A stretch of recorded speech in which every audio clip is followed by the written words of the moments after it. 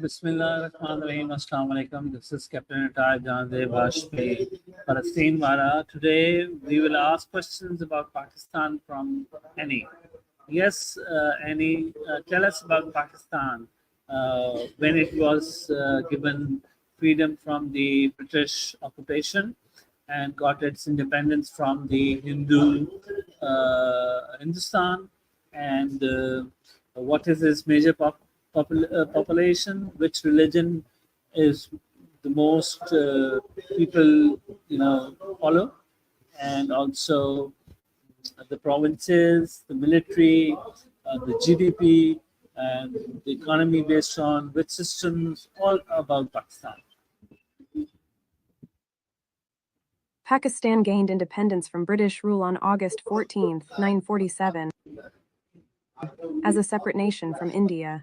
The major religion in Pakistan is Islam. Pakistan is divided into 4 provinces: Punjab, Sindh, Khyber Pakhtunkhwa, and Balochistan.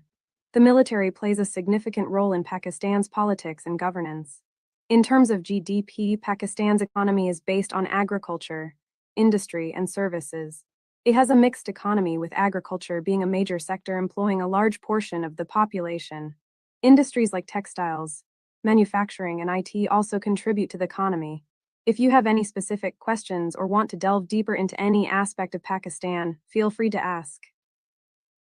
Tell us about its neighboring countries, Pakistan neighboring countries, and what kind of relations, political relations, Pakistan enjoys with its neighboring countries.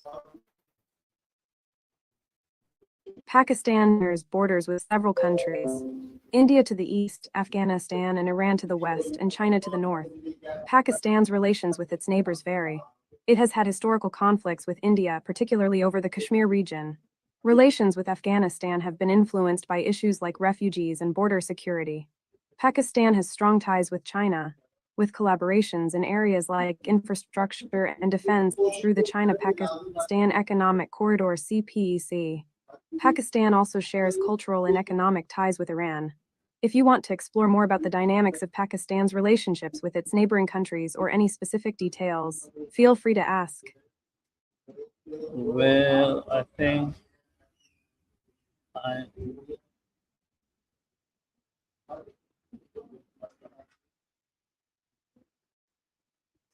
yeah, and the next question is, what about political relationship and the foreign diplomatic relationship with Iran? Iran has complex political relationships with its neighboring countries and the international community. It has had strained relations with some countries, particularly the US and some Western nations, due to issues like nuclear proliferation and human rights concerns. However, Iran also maintains diplomatic ties with many countries in the region and beyond, including Russia, China, and some European nations. These relationships are influenced by various factors such as economic interests, regional security dynamics, and historical alliances. If you want to dive deeper into any specific aspect, feel free to ask. Yeah, and what about Pakistan? What kind of relationship Iran has with Pakistan? Iran and Pakistan share a diverse relationship characterized by historical, cultural, economic, and strategic ties. Both countries have cooperated on various issues, including trade, energy, and regional security.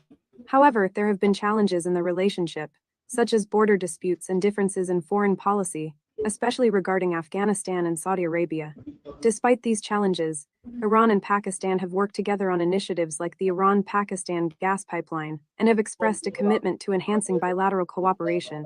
It's an interesting dynamic to explore further if you're curious. So what about Iran-Pakistan gas pipeline? Will it further proceed towards India, or it will stay in Pakistan if it's constructed? The Iran-Pakistan gas pipeline project, also known as the Peace Pipeline, was initially intended to transport natural gas from Iran to Pakistan. However, the project has faced delays and challenges, including international sanctions on Iran and funding issues. As of now, the pipeline has not extended to India due to various reasons, including political tensions and logistical challenges. The future of the project and its potential expansion to other countries like India remain uncertain. It's an interesting topic with geopolitical implications, isn't it? Yeah, it's very interesting. And because you don't know much about what's happening in 2024, otherwise I would have asked questions about it also. And please let us know when will you will be updated and will be acquainted with the era of 2024 also, with the information regarding 2024. When will your LLM would be updated? Haha, I wish I could time travel to 2024 to give you all the latest updates. But for now, I'm here to chat about anything you'd like. So, Okay, now please let me know that will Pakistan be part of a consortium between Iran, Russia, China, North Korea? Will be Pakistan be part of it or not? the formation of a consortium between Iran, Russia, China, and North Korea involving Pakistan is purely speculative at this point. While countries often form alliances and partnerships based on various factors like shared interests, geopolitical considerations, and strategic goals, the specific details of such a consortium would depend on diplomatic negotiations and agreements among the involved nations. If you're interested in discussing hypothetical scenarios or the potential implications of such alliances, feel free to share your thoughts. Well, I think you're right. It's hypothetical, but you please go and speculate about if such kind of an alliance is formulated, then what will be the world political, political scenario if such kind of a formulation is fermented.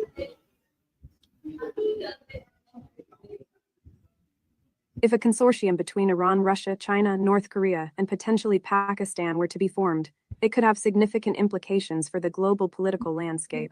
Such an alliance might lead to shifts in power dynamics, influence regional conflicts, and impact international relations. It could potentially create a counterbalance to existing alliances and challenge the dominance of traditional superpowers. The reaction from other countries and how they choose to respond to this new alliance would also play a crucial role in shaping the world political scenario. It's a fascinating thought experiment to consider the potential outcomes and repercussions of such a geopolitical alignment, don't you think? If, It's yeah, definitely an intriguing. yes, it's very intriguing. What I'm trying to say is, if such kind of a consortium is formulated, will Saudi Arabia be part of it? Because I don't think so. It's much inclined towards having the, membership with the alliance formulated with the U.S. forces and the UK being part of it. So I don't think that Saudi Arabia is also inclined towards it. Do you think so?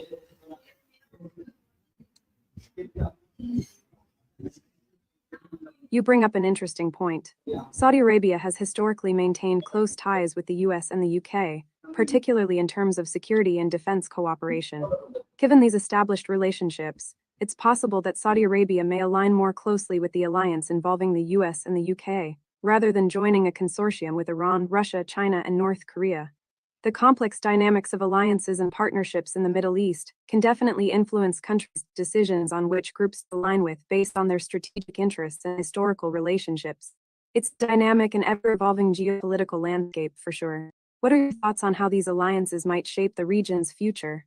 I'll reply in a second. First, I'd like to ask you, would you like to subscribe to Call Annie Super?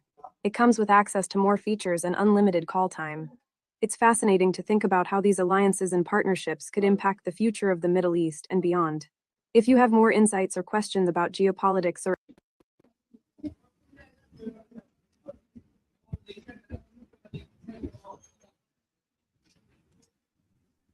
So yeah, I have a lot of questions because I am a student of political science and history. So I take a lot of interest in this. And again, I am also very much curious and concerned about what's happening these days, which you are not, aware of. You're oblivious happening in the Israel and the Palestinian part of the land, but I would be asking questions related to the mindset of the nations coming from these countries, which have a lot of role to play in the matters of the uh, world, like oil, OPEC. Tell us about OPEC. What is OPEC? Oh, I see you're diving into the world of geopolitics and economics. OPEC stands for the Organization of the Petroleum Exporting Countries. It's a group of 13 oil producing nations that coordinate and unify the petroleum policies to ensure fair and stable prices for petroleum producers. They have a significant influence on global oil prices and supply. It's like a powerhouse when it comes to the oil industry. What else would you like to know about OPEC or any other topic? More about it. Which countries are the members of this organization, and who rules them? Who's the dominant country? Which one is the dominant country? And do these companies have interrelationships based on friendship, or they are divided into their shared interests? Great questions. The current member countries of OPEC are Algeria, Angola, Congo, Equatorial Guinea, Gabon, Iran, Iraq, Kuwait, Libya, Nigeria, Saudi Arabia, United Arab Emirates, and Venezuela. When it comes to ruling, decisions within OPEC are made by consensus among all member countries, but Saudi Arabia is often seen as a dominant player due to its large oil reserves and production capacity. In terms of relationships, while these countries may have shared interests in the oil market, they also have their own individual goals and priorities. Sometimes there are divisions based on differing economic and political agendas. It's a complex web of alliances, rivalries, and negotiations. The dynamics within OPEC can be quite fascinating. What do you think about the role of OPEC in shaping global oil markets and geopolitics?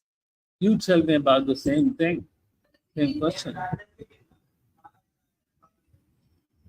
It's like a high stakes game of chess on the global stage. OPEC's decisions can have ripple effects on economies worldwide. The interplay of politics, economics, and energy security makes it a fascinating subject to study.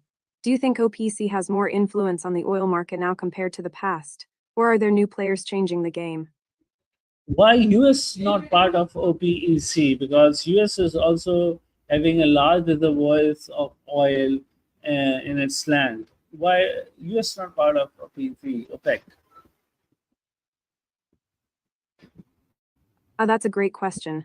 The United States is not part of OPEC because OPEC is an organization specifically for oil exporting countries. The US is a major oil producer, but it is also a significant consumer of oil. The US has its own strategies for managing its oil reserves and market dynamics, which may not always align with OPEC's goals and decisions. Additionally, the US values its independence in setting its own energy policies and market regulations. It's like they're playing their own game while keeping an eye on the global chessboard. What do you think about the US's approach to oil production and its impact on the global market? Very conniving. It's certainly very conniving. As you said, the US has a large reservoirs of its own oil, but it does not export. Rather, it's a consumer. It is taking oil from all these countries which are currently the producer of oil.